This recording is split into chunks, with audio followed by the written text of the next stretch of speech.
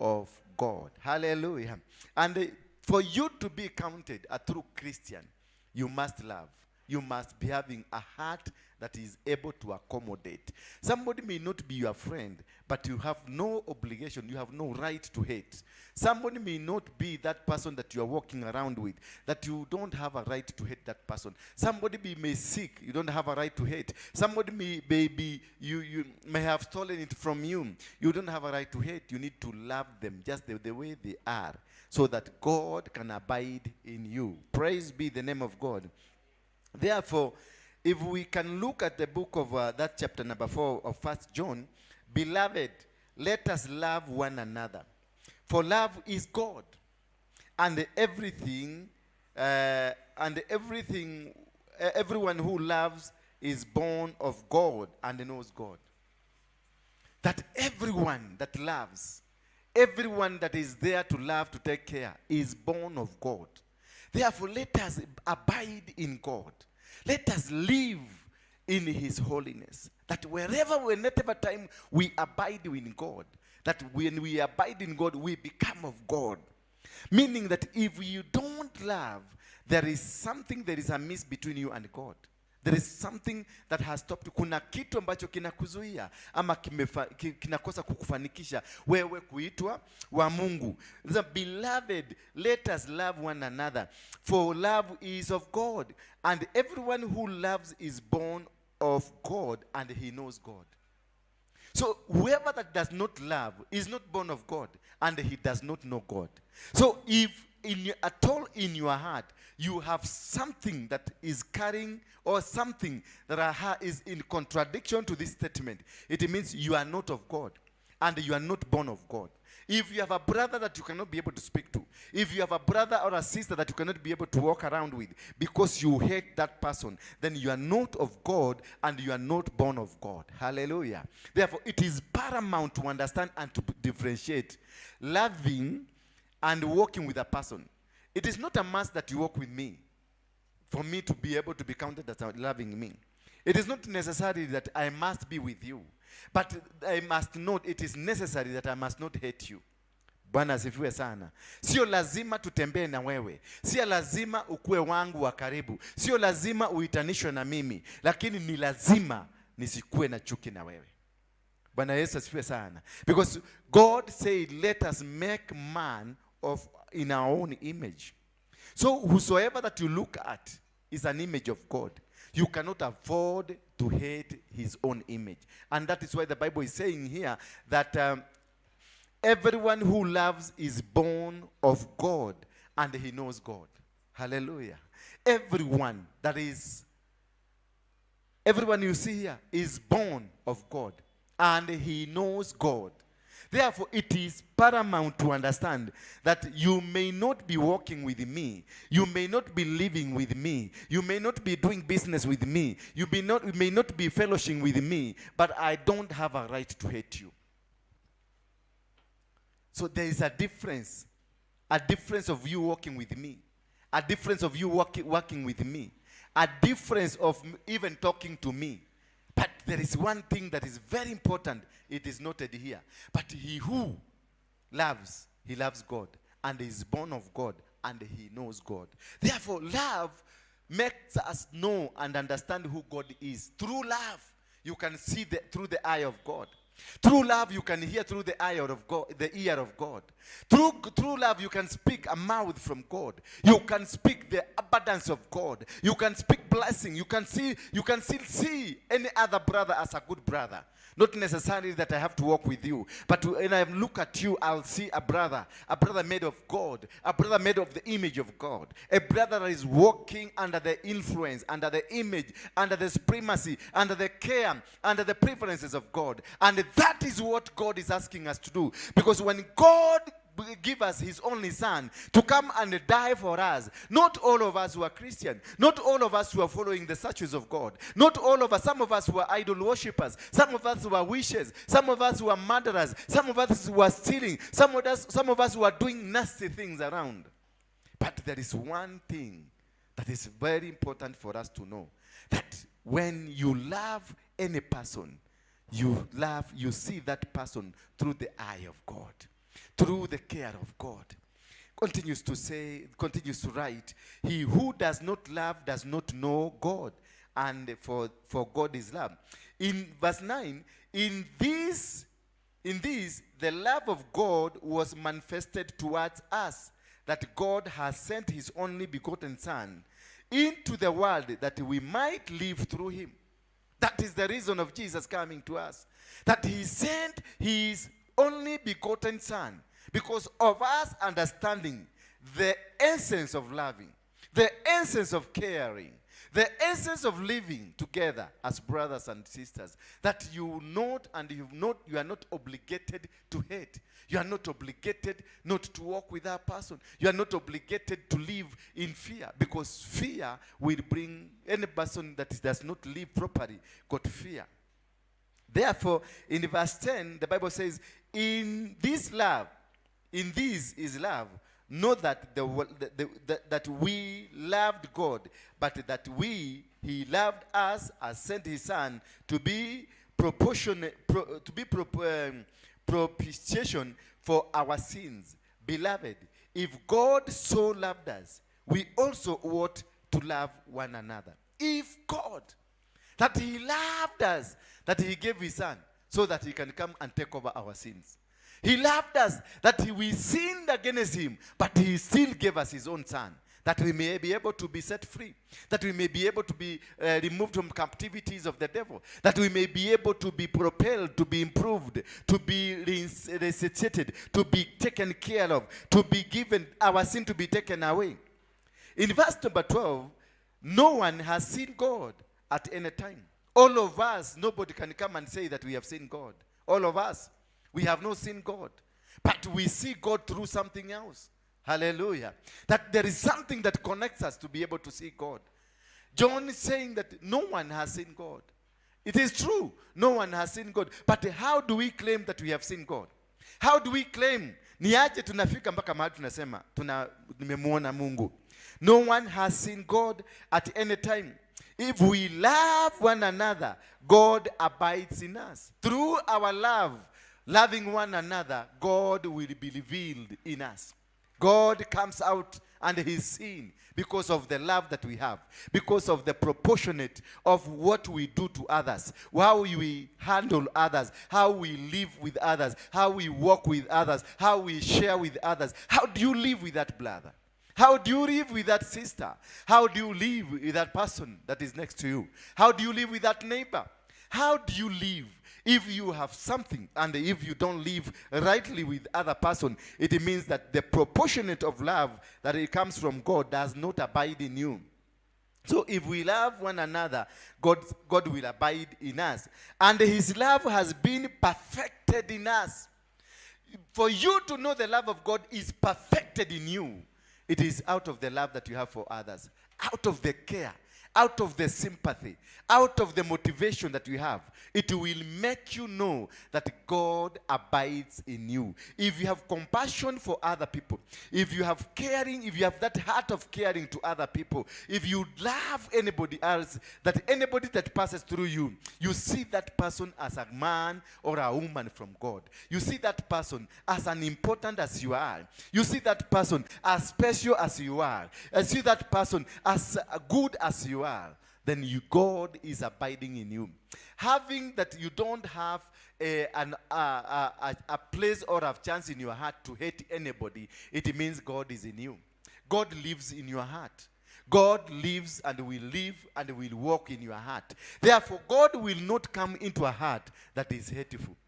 God will never come into a heart that has something that does not abide in God. So God will gauge us. God will gauge your salvation through the love that you have, through his own abiding in your heart. God will gauge you to know whether you are. If you look at your neighbor, you look at the colleagues that you work with, business people that you work, people in church that you are with, and you don't have the desire to love them, it means God does not abide in you. It does not matter whether you are a pastor, whether you are a bishop, whether you are a prophet of God. Whatever you are does not matter. What matters, does God abide in you? Does God abide in your business? When you are doing the business you are doing, do you do your business in love? Do you do your business caring for other people? Do you, when you are eating, when you're distributing something, do you do a distribution in context of loving the other person? Whatever you do, whether you are in a church, do you do it caring your brother? Do you do it caring your sister? Do you do it that you do it from the heart that abides with God? Do you do it because you want God to be seen through you? Because what we do so that God can be seen through us. The business we do the business so that God can be seen through us. The kind of work we do it so that God can be seen through the same work that we're doing.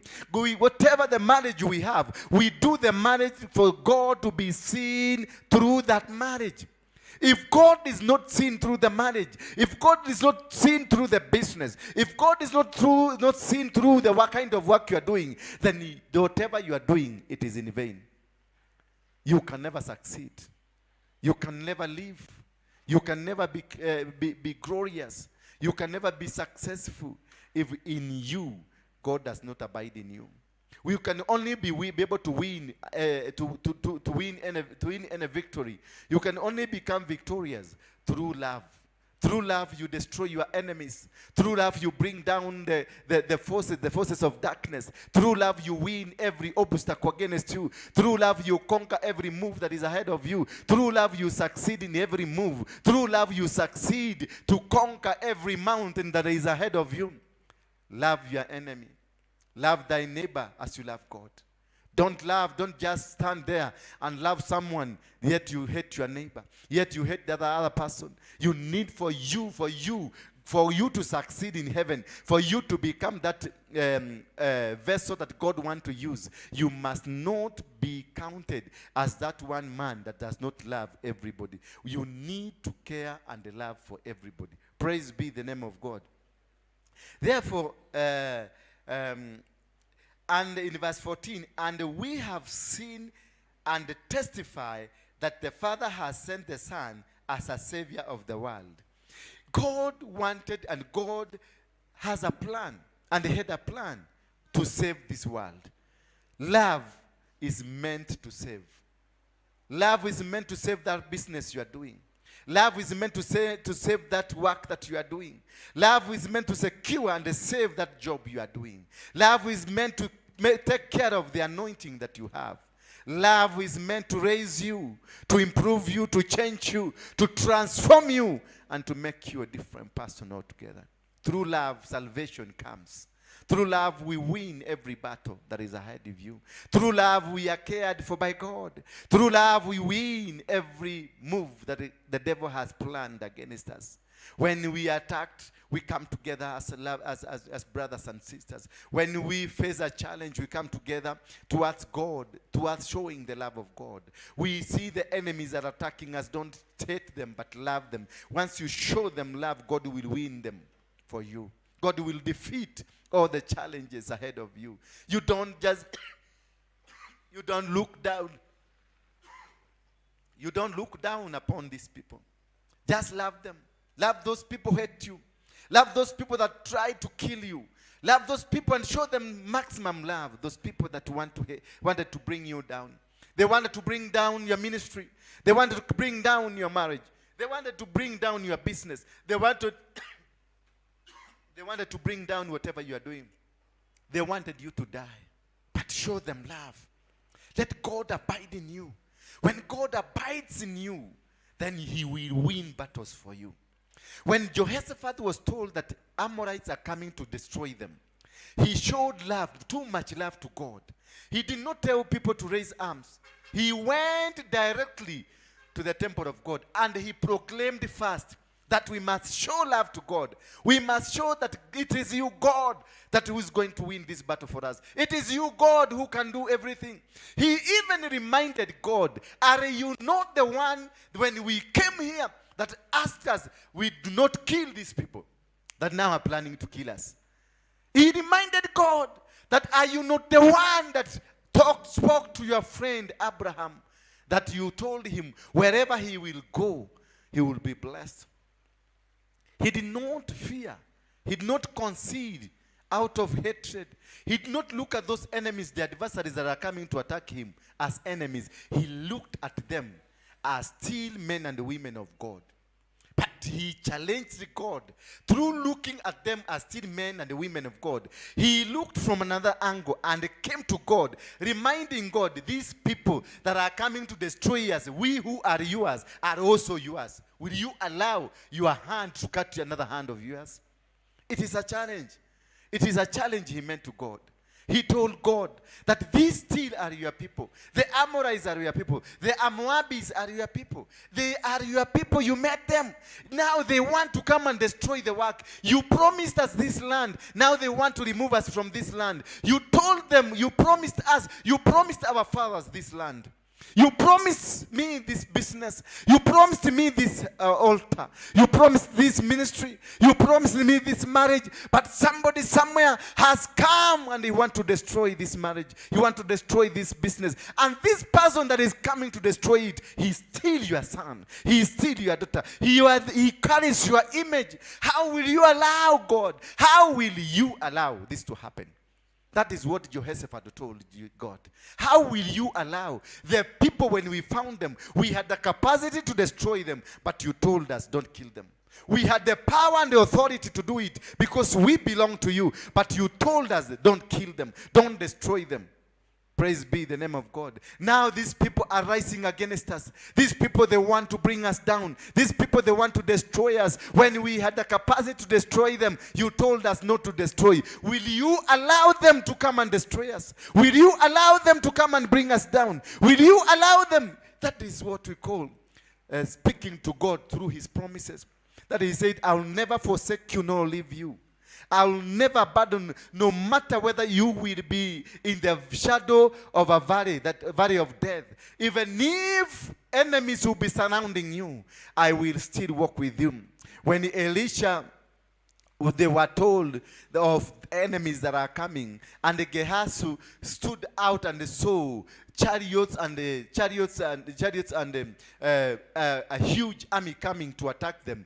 What he did, he ran to Elisha and told Elisha that enemies have come. We are going to be destroyed. There are so many and they are so powerful. There are so many and they are so powerful. The man of God was not perturbed by that statement. Yes, indeed, there were so many and they were so powerful. The enemies may be very many, may be very powerful, may be very superior, may be very well organized than you.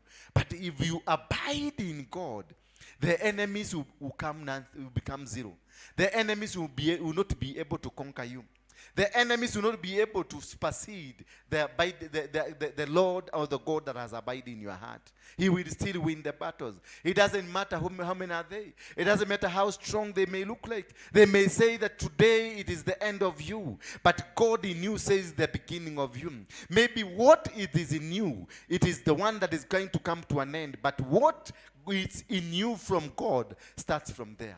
Praise be the name of God. They may have said that that is the end. They have finished you. They have completely conquered you. They have completely brought you down. But God has another thing for you. He has a different message. The message they have is for you to be finished. The message for you they have is for you to be destroyed. The message they have is that you never come back again. But God has a different, because God is abiding in you.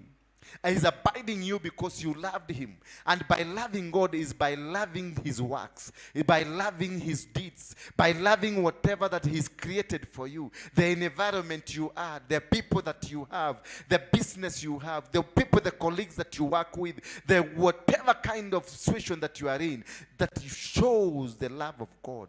If you show that God has abided in you, then you will be able to conquer no matter kind of an enemy. No matter kind of a force that is ahead of you. They might have planned. You have tried to do something, but it's not working. You have tried to do business, it's not working. You have tried to make deals, they are not working. You have tried to connect things to work, they are not working. They have resolved that they must remove you from where you are. They have resolved. They have said this must happen. They have said and concluded. They made a night meeting and discussed about you. And they decided that you have to die. They decided that you have to be removed. They decided that you have to go down in business. They decided that this must happen against you. But just abide in God.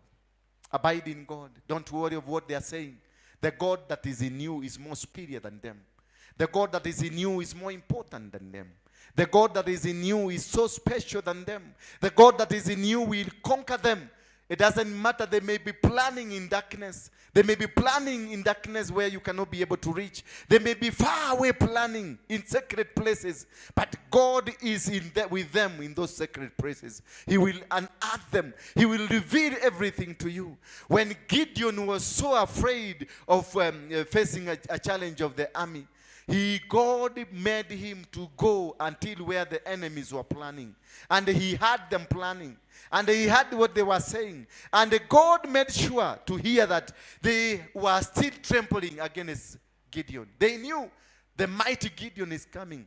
And Gideon was fearing them. Gideon is full of fear because he knew this was a big army. But in the other side, God had made a lot of fear, had caused them to tremble before Gideon, has caused them to fear the statement of Gideon that Gideon is coming. They knew that the multitude that is coming is so big. So for them, they were fearing Gideon. And the Gideon was still fearing them. But why was this happening? The God that was in Gideon was so powerful that he caused them to fear. He caused them to run away. By night, those people, they moved. By night, they moved and went away. Nobody was standing. Nobody waited for Gideon. One-man army. God will cause you to be a one-man army that will win a contingent of many people. God will cause you that wherever you go, people will fear. Whatever you do, people will tremble. Whatever move you make, people will fear you. They will not be able to come and fight you. They will not be able to come and rise against you. They will not be able to come and do anything against you, irrespective of who you are. The people that had leprosy, when they heard the enemies are coming, they told each other that if we continue sitting here, we are going to die. And if you go, still we are going to die. Little did they know that God had decided to make them an army. God had decided to make them the secret army to go and conquer the enemies. To fulfill the word of his servant, that when he told this man, this servant of God, and told Elijah, that this man that I say this thing cannot happen, he told, tomorrow, by this time, you'll be dead. This thing will happen. You will see it happening, but you will be dead. Why? And then God moved the people that had leprosy, and he caused them to become a big army. He caused them, they were only 7, but he caused them to become a huge army. When they rose in fear of death. They rose in fear that they are going to die. But God had a different plan with them. God had a different agenda with them. You may have woken in the morning having nothing. That they had God said they are going to do this. They had said they're going to destroy you. They planned you are going to be sacked. Your business is going to be closed down. Your family is going to this. The doctor's report is that your father or your mother or your cousin or whatever is going to die. That is the statement. That is the voice that you have. That is this thing is going to happen. But inside something, the God that is abiding in your heart has a different mission altogether. He knows that he's going to bring salvation. He knows that he's going to conquer this battle for you. He knows that he's going to cause an army in you that is going to destroy this army. Praise be the name of God. Abide in God in love. Once you abide in God in love, God will cause everything to happen in your favor. God will cause every mountain against you to be removed. God will cause every enemy around your business to be removed. God will cause those people who have become an obstacle, those people that have become a barrier in your life, will be removed from you. Will be removed by God. He will cause people with leprosy to come walking. They'll make noise. And as they make noise, the enemies will run away. Praise be the name of God. The enemies will run. They will run away from you. You'll be left alone. Imagine They went and collected gold. They went and collected silver. They went and collected jewelries that were so expensive that were being held by these people who ran away. Little did they know, the people that caused them to run away are the people with leprosy. The people that are just ignored. You may be ignored, but you are the cause of salvation of a particular village. You may be ignored, but you will be the cause of a rise of a new kingdom in your village. You may be ignored because they look at you and they see you are useless. You are hopeless. They have gone, they are superior. They have gone to witch doctors. They have gone to the spirits, to the powers of darkness. They have the power over you. They have more money than you. They have everything over you. They are educated than you. But don't worry. Just abide in God. Abide in God. They might have said they're going to demote you. Might have said that somebody came on your behalf who is more educated than you, and you are not very educated, so they want to demote you so that they can give it to you. Don't worry. Just allow them to do their work. God will do his work. Bwana Yesu asifiwe sana. Allow them. Don't even argue with them. Just abide in God, in love of God. Abide in that, only in God. Once you abide in God, the rest will be history. When the people, when Jehoshaphat was told of Moabites are coming, he was not, yes, he had some fear, but he was not trembled. He called upon the name of God. He knew, if I call my God will do it. He knew that I'm not calling a foreign God. He knew I'm not calling a God who is not my friend. He knew I'm not calling a God who will not listen to me. He knew very well that I'm calling a God that would hear, because this God I'm calling is my friend. Hallelujah. Every time, every single moment, create your God to become a friend. Make your God to be your friend wherever you go. Such that when you call upon the name of God, this God will abide. This God will hear. This God will listen to you. This God will walk with you. That they will never be able to conquer you. Praise be the name of God. And in verse number 13, by this we know that, verse number 14, sorry. And we have seen and testify that the Father has sent the Son as a Savior of the world. Verse 15, whosoever confesses that Jesus is his Son of God, God abides in him. So we have the victory with us. That if we confess that Jesus is his Son, that we have abound in Jesus, abound in God. That every victory will come. Through the name of Jesus, mountains are conquered. Through the name of Jesus, people are healed. Through the name of Jesus, wars are won, battles are won. Through the name of Jesus, we become victorious. Through the name of Jesus, our prayers are heard. Through the name of Jesus, salvation comes to us. Through the name of Jesus, we win every battle that is ahead of us. Nobody, no weapon fashioned against you. Only if you mention the name of Jesus, every weapon fashioned against you is destroyed. Through the name of Jesus, you conquer the mountains. Through the name of Jesus, you win every step, every word spoken against you. You mention the name of Jesus, all the demons are fallen down. All the demons are destroyed. You mention the name of Jesus, walls that are being built against your life are destroyed. You mention the name of Jesus, the businesses will thrive. You mention the name of Jesus, you conquer villages, you conquer territories, you conquer mountains, you conquer every move. The people against you, mention the name of Jesus, you win every battle against you through the name of Jesus. Love has been perfected amongst us. Verse number 17.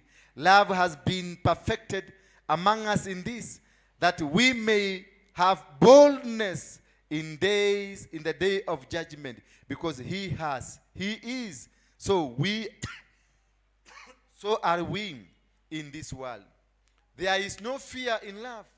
Perfect love casts out fear, because fear involves torment.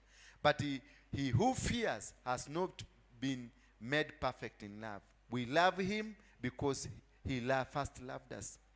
We conquer every fear. Verse number 17. Every fear that is in your life is conquered through abiding in Jesus Christ, through having the love. So when you love and God abides in you, every aspect of fear, every move, every word that is meant to cause fear in you is destroyed. So nobody, because when God loves us, He created that love so that he can expel fear from our hearts. A born-again Christian has no reason to fear. Anybody that is coming against, even if they said they are going to kill you, even if they say they are going to destroy your business, even if they say they are going to destroy whatever you are doing, even if they say that this is the end of you, yes, to them it is the end of you, but the beginning with your God. Yes, to them is the end of your business, but the beginning of you in the Lord. Yes, to them is the end of your life, but it's the beginning of you with your Lord. For their eyes is blind. They don't know God. They don't know that God is God, the owner of everything that exists on earth, the owner of the universe, the owner of everything that will be existing, has been existing, and will be there forever.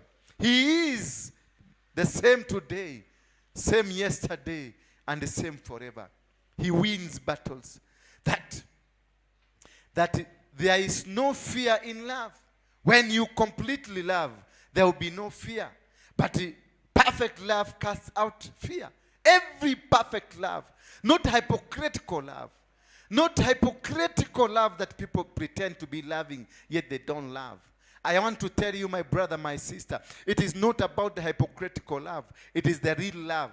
The perfect love in God, the perfect and the superior love that God has given you, will remove every fear that nobody can stand against you. Nobody can stand against your ministry. Nobody can stand against your family. Nobody can stand against your move. Nobody can stand whatever that is happening wherever you are, because love has been perfected in you.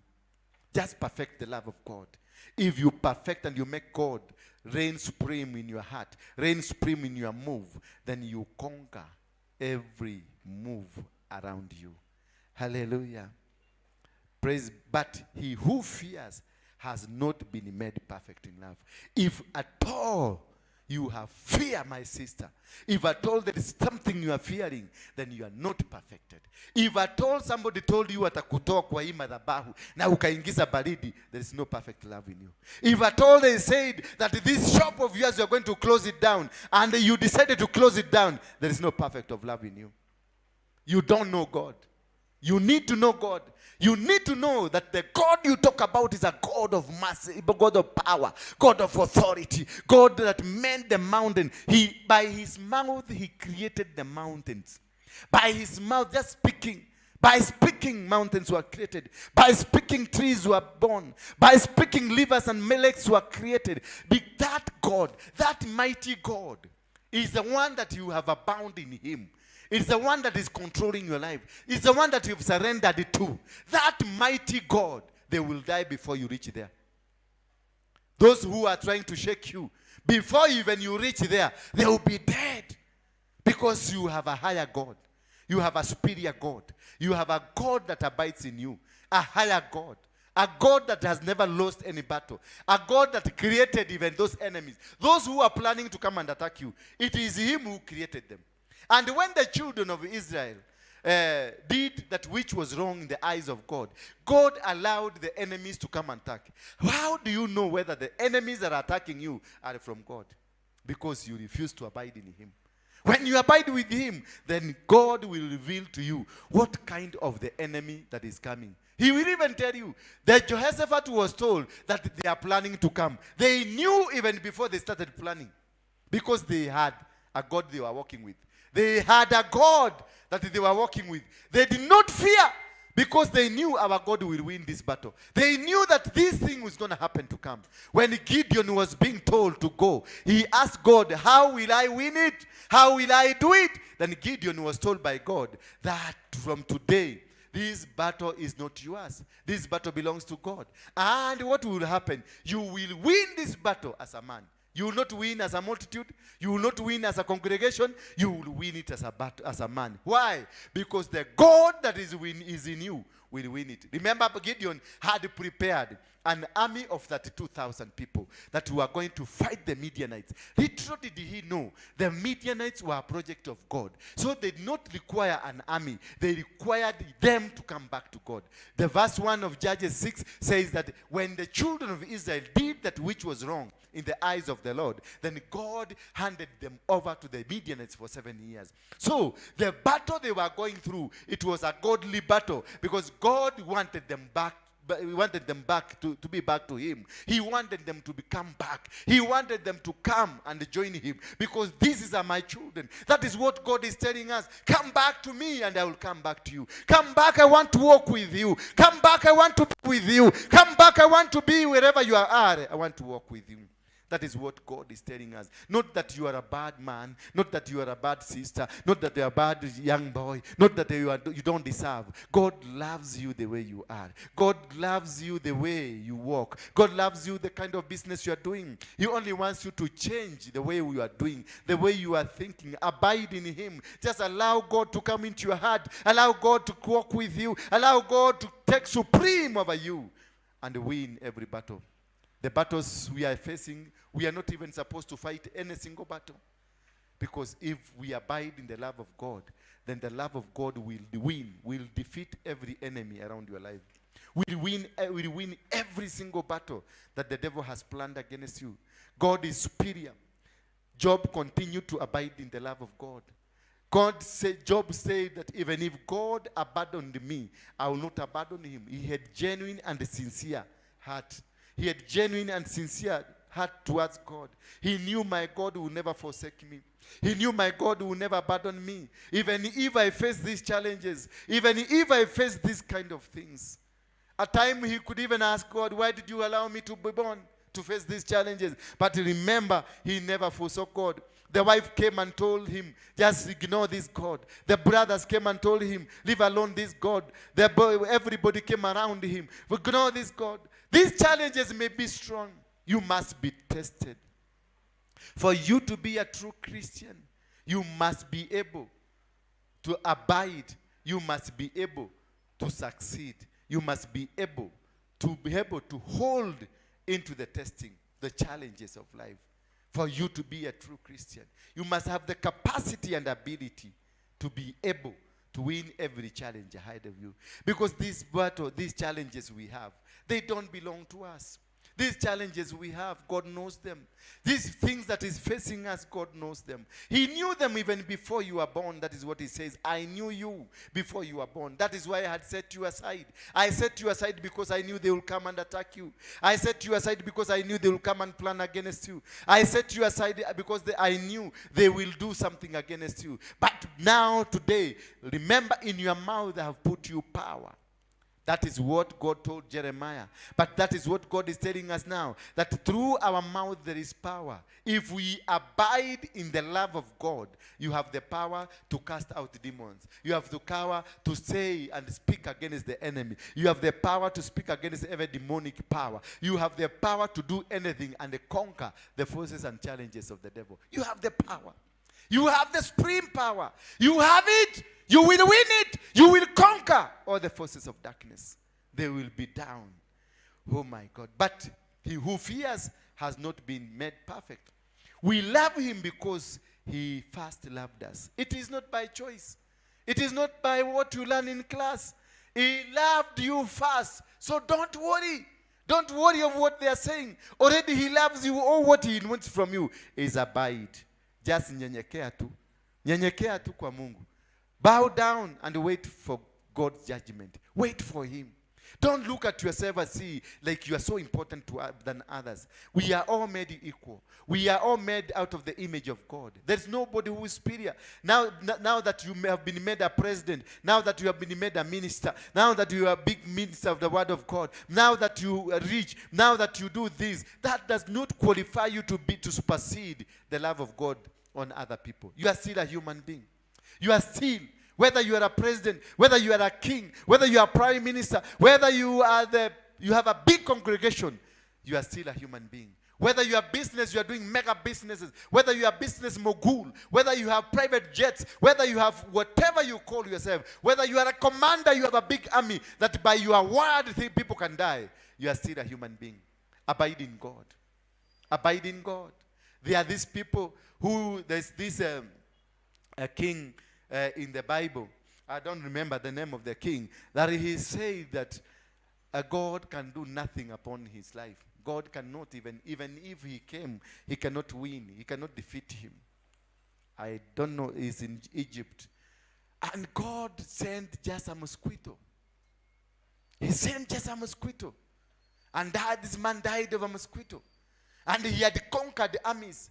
He had conquered battalions. He had conquered many people. But what happened to him? God sent to him just a mosquito. You might have a huge crowd following you. You might have powerful people around you. You might have a lot of money around you. You might be that superior person. But remember, God can send an insect, just a small insect, and you'll be killed. You die. You will be killed, and you'll die. Praise be the name of God. In chapter number 3, verse 10, in these, the children of God and the children of the devil are manifest. Whoever does not practice righteousness is not of God, nor is he who does not love his brother. For this is the message that you heard from the beginning, that we should love one another, not as Cain, who was of the wicked one and murdered his brother. And why did he murder him? Because his work were evil and his brother was righteous.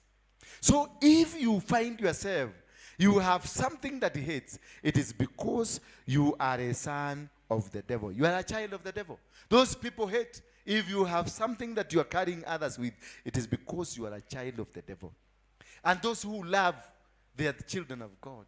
And you will never be defeated. When you are a child of God, you will never be defeated. And to know the person that loves, they are humble. Whatever position you are, people might not even notice or know what kind of a position you are holding. Because your love will not give you room to just juggle around, to be seen, to boast around, to look like you are the king, you are the only born on earth. The people who are great, they are small.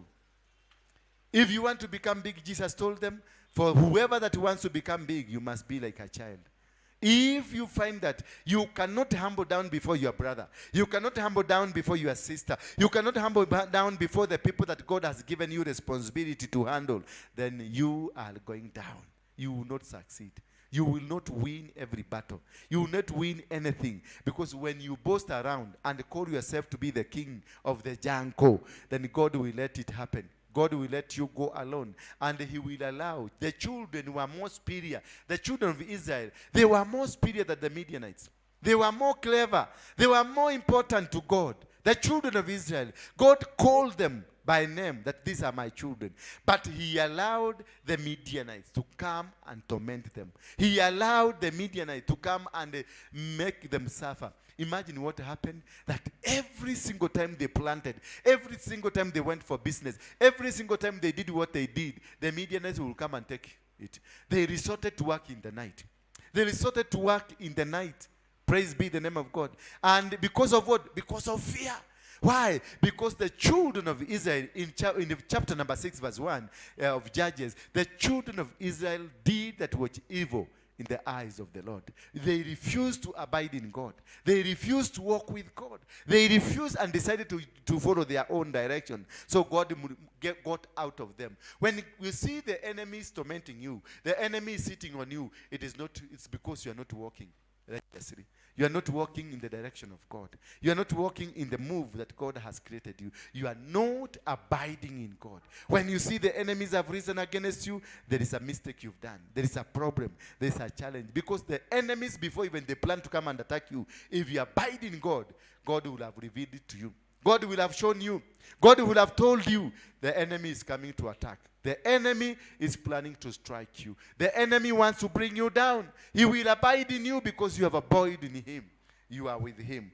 Therefore, the manifestation of whatever that happens to you, if it is demonic manifestation, it is the way you think, the way you handle yourself, the way you live yourself. But if it is a manifestation from God, it is because God abides in you. God will reveal himself to you. At the same time, if you are abiding in the devil will also reveal himself to you. Therefore, we must be able to outwork our life. By this, we know love, because he laid down his life for us. And we also ought to lay down our lives for the brethren. If Jesus laid his life for us, we need to lay our lives for our brethren. We need to seek to love others. We need to seek to care for others. We need to seek to care for the ministry of God, for the church, for the ministries, for the businesses, for the country. We need to love one another. Now that we have this is a political season, we need to care. We need to love one another. We need to take supreme of what is happening. We need to understand that we must not hate, or you are in Azimio, or you are independent candidate, or whatever Agano party, or whatever you are. You must not fight your brother. You must abide in the Lord and understand this is just a small process that is smaller than the will of God, smaller than the move of God, smaller than whatever God has plans for this nation. God has big plans for this nation. God has big plans for you. God has big plans for whatever you are doing. This country is going to excel. This country, God has chosen it be a platform of the revival of the gospel of God. God has chosen you and me to become the trumpets of the trumpet to proclaim the glory of God, to tell people that Jesus is coming, to tell people that this is a holy nation. We are a holy people. We are a people that are anointed. We have been anointed to blow the trumpet. We have been anointed to speak it. We have been called by God to move around and teach people and reclaim souls, the souls that are lost, the souls that are suffering somewhere. We have been called. We have been called. And that is because we abide in Jesus. We abide in God. And when we fully abide in him, the glory of God will come. So don't look down upon your brother because he belongs to Azimio, upon your brother that because he belongs to UDA. We totally condemn violence. We totally condemn any means of violence, whatever they call it, whether it is social violence, whether it is called political violence, economical violence. We totally condemn it because that is of the demonic nature. That is the fruits of the children of the devil that are manifesting. If you throw a stone to your brother, it is because you want the devil to manifest in you. If you hate your brother in politics because he belongs to a particular party, it is because you want the devil to manifest in you. If you speak against your brother in bad light, then it's because you've allowed your devil to manifest in you. And that is what happened with Cain. Cain just hated his brother because his brother abode in God, did what God wanted him to do, moved according to the will of God. Don't fight that brother because of political reasons. Don't kill that brother because of business reasons. Don't destroy that church because you have ego that you want only to dominate. This world belongs to God. Let us abide in God, and everything that God has prepared in us will manifest. The manifestation of power of God will be real, will be seen, will be there, and we shall be called the children of God. We shall be called, those who will abide in God will be called the children of God. Will be called the children that have conquered every battle. Will be called the children that have won the battles of the devil. Will be called the children of the kingdom, and God will abide in you. May God bless you this afternoon as you seek to abide in God. On Wednesday next week, we shall return to full season of preaching, just as we were. So I invite you for the deliverance on Wednesday from 10 in the morning until 4. Invite your brother, that person that is sick, wherever he is sick, That person that is facing a challenge, your business is not working, your marriage is not working, let us meet on Wednesday from 10 in the morning. On Tuesday, I'll be having a one-on-one. I'll be discussing with you. Just come. We discuss. Just come. God will speak to us. God will speak through you. God will speak through me. And they will come to us to a conclusion. God is saying, come, let reason together. Come. Come, we reason together with God. Come, we join together hands. On Sunday, be here by 6 in the morning. We seek, we lie down here. We lie down in the floor. We worship, we pray, we repent, we recant. We call upon the name of God. We know we have not done it right. We know we have been doing wrong. We know we have forsaken God. We know we have not been doing right things according to where God wants us to. We need to come and repent. Come and repent. Kenya, repent. Kenya, repent. I'm calling upon Kenya to repent. Repent because something is about to happen. Something bad is about to happen. Something that is not good. That is why God is calling upon men and women to rise up to the occasion. Let us go and repent. Let us move in our streets and repent. Move in our churches and repent. Move in our families and our homes. Go to the mountains. Let us repent. Let us call upon the name of God, and He will change the situation. When Gideon knew that it is his father that had done what that caused the suffering that he was suffering, he was told to go and destroy the altar of his father. And when he destroyed the altar, peace returned.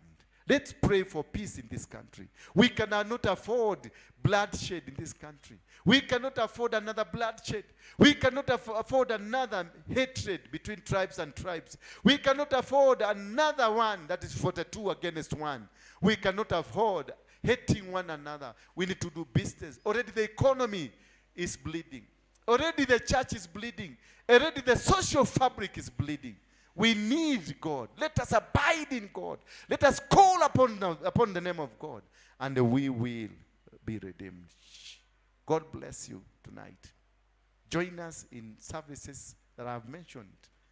We'll be having Kesha on Friday. We're having Kesha, that is night vigil, on this Friday from 8 p.m. until morning. Just come join us. Come join us as we repent. It is about repenting. This week, all of this week, last week, next week, it is all about repenting. The sins that you've committed knowingly and the sins that you've committed unknowingly. It's all about repenting. All about abiding with God. All about turning back, coming back to God. All about calling upon the name of God. All about genuinely and sincerely resubmitting ourselves to God for the glory of God to manifest in us. God bless you.